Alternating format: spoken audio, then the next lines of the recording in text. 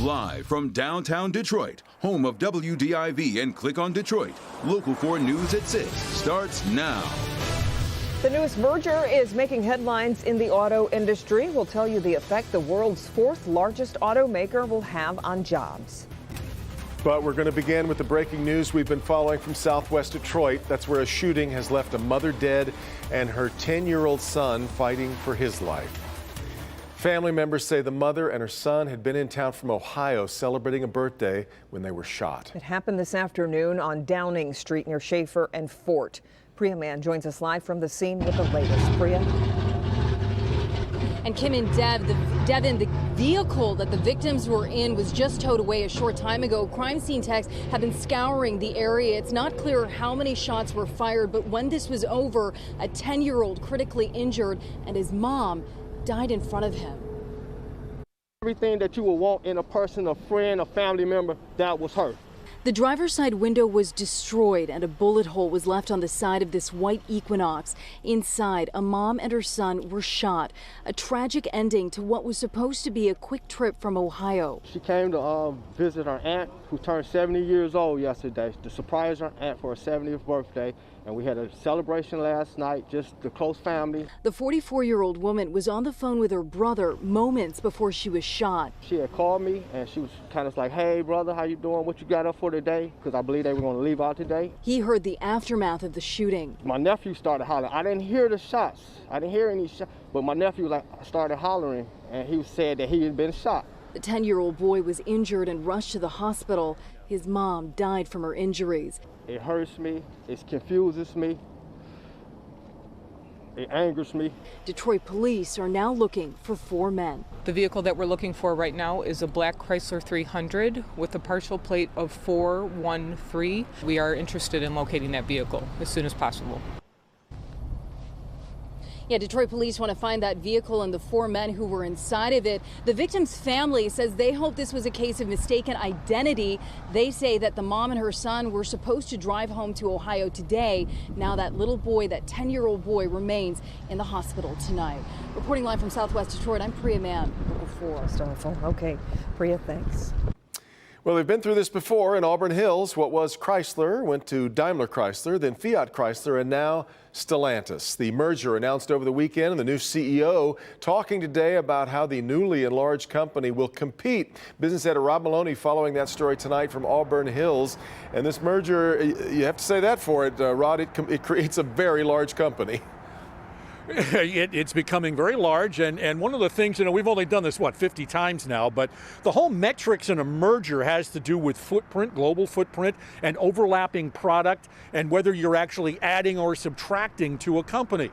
And right now, the Stellantis CEO, Carlos Tavares, is saying that this is an addition, and that is good news for the FCA clientele here, that there's probably not going to be any job loss, at least not immediately. We believe that Stellantis needs to be great rather than big. The sign went up overnight at the old FCA North America headquarters. The merger of FCA and Peugeot now creates the world's 4th largest automaker. Stellantis is 400,000 employees in 130 countries, 30 manufacturing plants. But the CEO says global scale provides strength to weather a lot, meaning no layoffs. I think the starting point of the Stellantis group is a point of confidence, a point of a strong foundation to do great things in the future.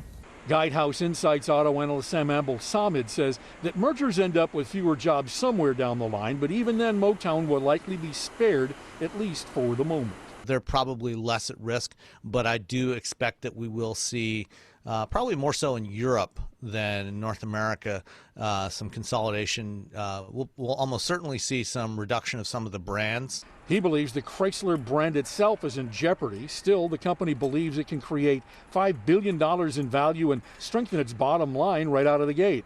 IHS market analyst Stephanie Brindley says that makes a huge difference and gives her reason to believe this merger can indeed work. It's powertrain, it's components, it's a lot of opportunity to supply your work across more vehicles, and that saves money. So what we're looking at here is that Jeep and Ram are likely to provide the majority of the profit they need to be able to do a lot of the things that they need to do. And the real issue for them, we're told by analysts, is that Fiat itself, the company over in Italy, has a lot of problems and a lot of issues with profitability. And so it's likely that that's going to get the most attention, at least initially. Back to you. Well, Rod, there's a lot of sense in what Tavares said about needing to be great rather than just big. So what is the measuring stick? How will this merger be gauged then? Well, you know, one of the things that they're saying is that we need to see what they want to do product-wise, right? I mean, in the auto industry, you're looking 5 years out to have good product. So they want to see what the plans are in terms of developing product, new product, and also in the current environment, the electrification issues. PSA was much farther ahead than FCA, so they're going to want to see how that rolls out in the years to come as well. So they'll be holding that presser probably in the next 6 months, and we'll take a look at that then and gauge what we think the company can do going forward. Yet another new chapter on a long-running story. All right, Rod.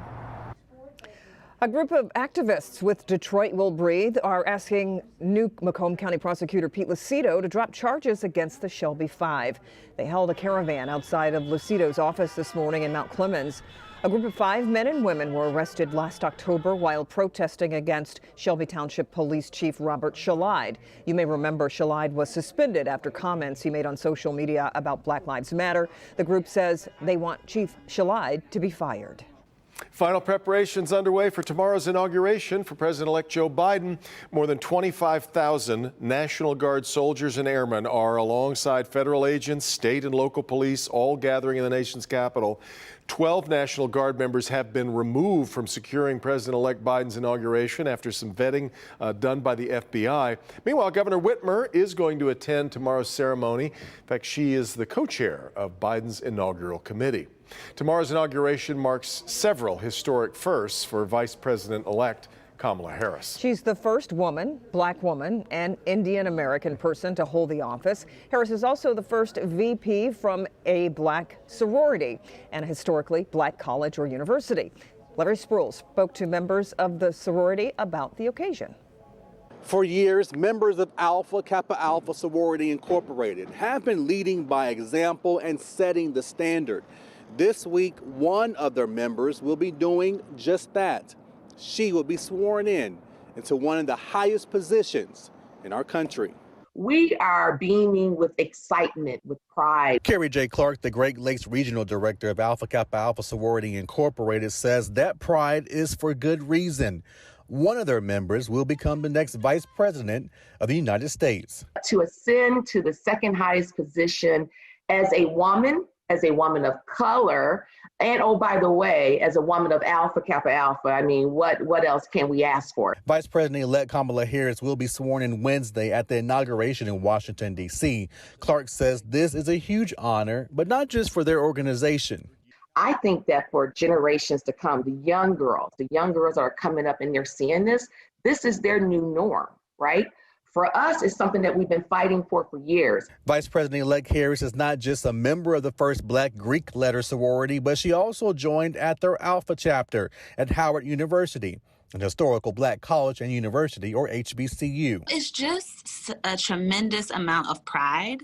You know, we all go to Howard because of the illustrious history. Dr. Courtney Townsend is a graduate of Howard. Seeing Kamala Harris, become the vice president is not just, Howard history or black history, it's American history. History that will also include 6 HBCUs marching bands. They will participate in the We Are One virtual portion of the pre-inauguration on Tuesday. Just waiting for the beat to drop. That's what I'm waiting on. Reporting in Detroit, Larry Spruill, Local 4. All right, Larry. The Vice President-elect and President-elect Joe Biden just attended a coronavirus memorial ceremony on the National Mall in Washington, which featured Livonia nurse Lori Key, who shared her experience working on the front lines and sang Amazing Grace. But now I'm found, was blind, but now I see.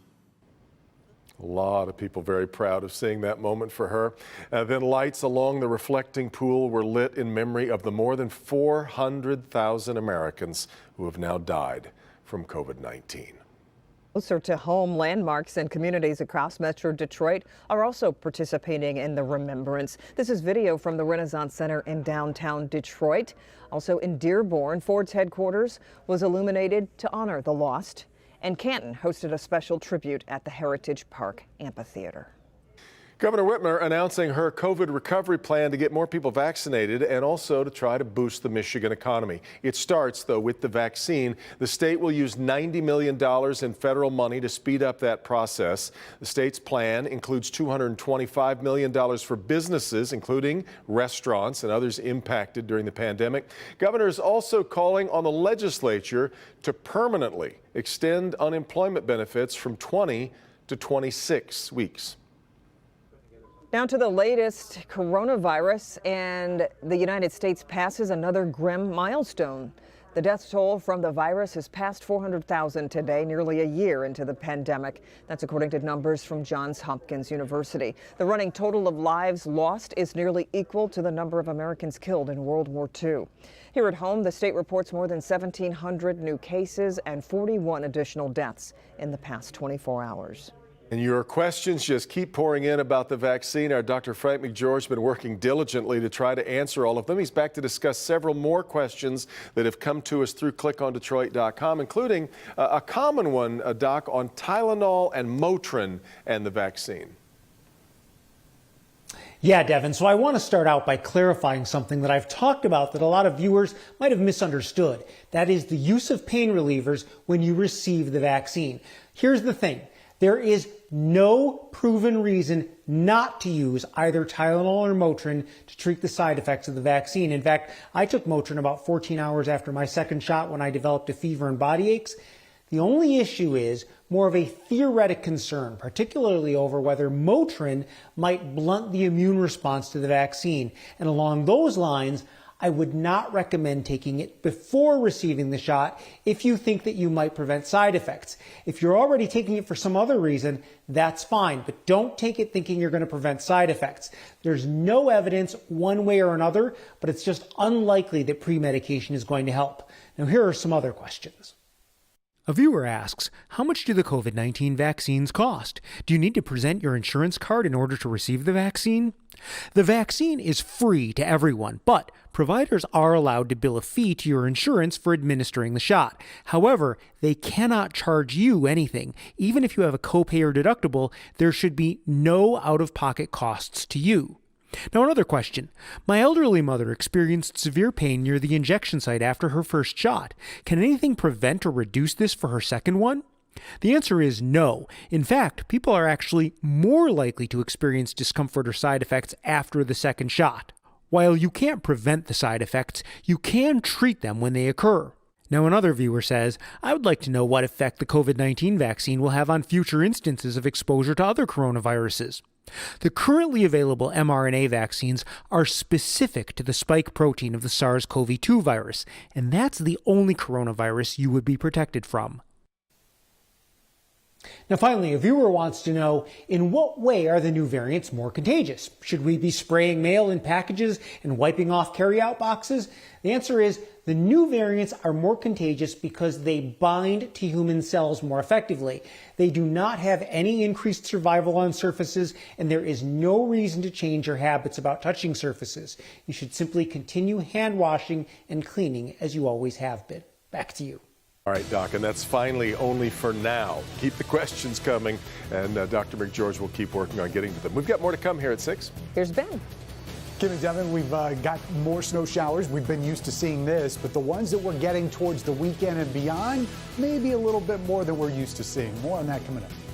An elderly woman in this nursing home finally got her vaccine months after her viral raps. As you have seen, I just got the vaccine. That story coming up.